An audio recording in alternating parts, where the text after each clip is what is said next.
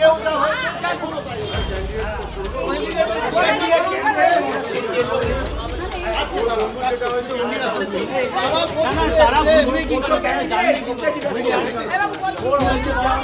बोलिए ना, क्या प्रॉब्लम क्या था सर? प्रॉब्लम क्या था सर? बोलिए ना सर, थोड़ा सा sir bar bar sir on camera बोलिए ना सर। सर देखिए ऑन कैमरा नहीं बोल रहा है, ऑन कैमरा नहीं बोल रहा है। ये देखिए सर ऑन कैमरा नहीं बोल रहा है। टाइम पर क्यों नहीं लिया गया सर बायोमेट्रिक? ऑन कैमरा नहीं बोल रहा है। एग्जाम टाइम पर क्यों नहीं लिया गया ऑन बायोमेट्रिक? कैमरा नहीं बोल रहा है सर, ऑन कैमरा अभी बोल के गया, लेकिन ऑन कैमरा नहीं बोल रहा है। ले गया सर। क्या लास्ट ईयर की तरह इस साल भी सर घपला होगा क्या सर?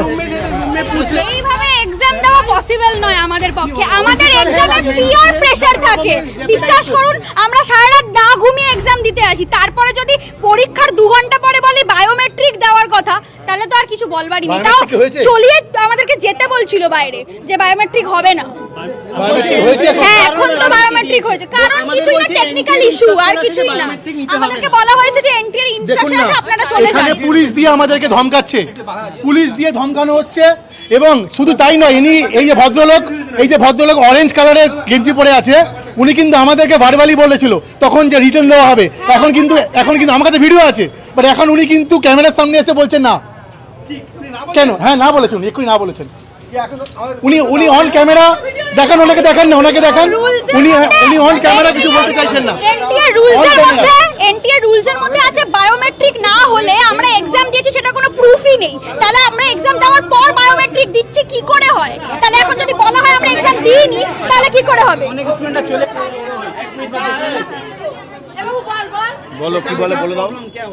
প্রবলেম না, আমাদের বায়োমেট্রিক নেওয়া হয়নি, অনেকক্ষণ দাঁড় করিয়ে রাখা হয়েছিল। তারপর বলা হলো যে বেরিয়ে যেতে, বায়োমেট্রিক লাগবে না। তারপর এই গার্জেনরা প্রোটেস্ট করার পর আবার ঢোকানো হলো। ফার্স্টে আবার ফটো নিয়ে বললো হয়ে গেছে, ছেড়ে দিল। দেন আবার প্রোটেস্ট করা হলো যে বায়োমেট্রিক না হলে তো কিছু হবে না। দেন আমাদের এতক্ষণ বসিয়ে রাখা হয়েছিল। এখন অন্য কেউ একজন এসে আমাদের বায়োমেট্রিক নিল, বাট এখন আমরা কনফার্ম নয় যে এটা কি আসল কি নকল, সেটা এখনো সবার মধ্যে একটা চিন্তা রয়েছে।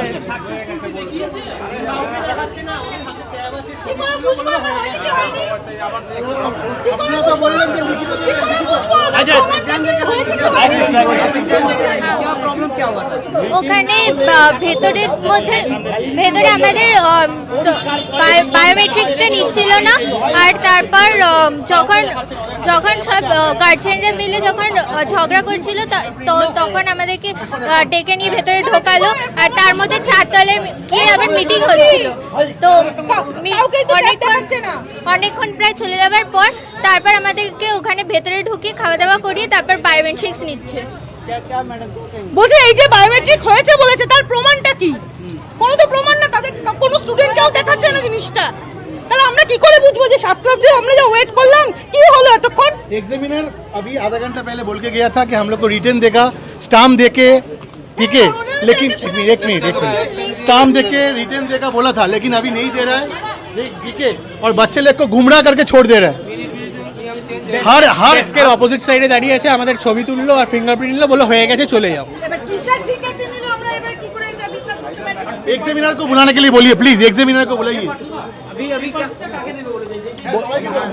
বলছে এটা এনটিআর ম্যাল ফাংশন হলে শুধু একটা সেন্টারে কি করে ম্যাল ফাংশন হলো? এনটিআর যদি ম্যাল ফাংশন হয় তাহলে তো ইন্ডিয়াতে তো এতগুলো সেন্টার, কি করে এই সেন্টারেই ম্যাল ফাংশন হলো?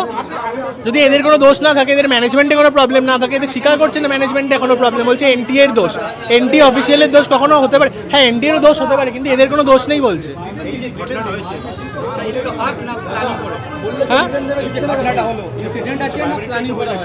জানি না, এদের কমিউনিকেশনটাই ঠিক নেই।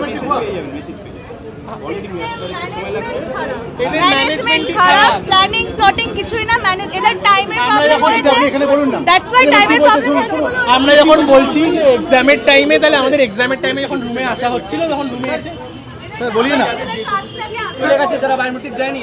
এরকম হতেই পারে, আমরা তো কিছু মনে হচ্ছে আমি যদি স্টুডেন্ট চলে গেছে যাদের বায়োমেট্রিক হয়নি, তাদের বলা যে বায়োমেট্রিক হবে। আমার তো এরকম মনে হচ্ছে, বড় কথা হচ্ছে এখানে কোনো সেটিং আছে এই কলেজে মনে হচ্ছে অনেক কোনো স্টুডেন্ট আছে যাদেরকে সেটিং করে পরীক্ষা দেওয়ানো হয়েছে, যেই কারণে স্ক্যাম করা হয়েছে।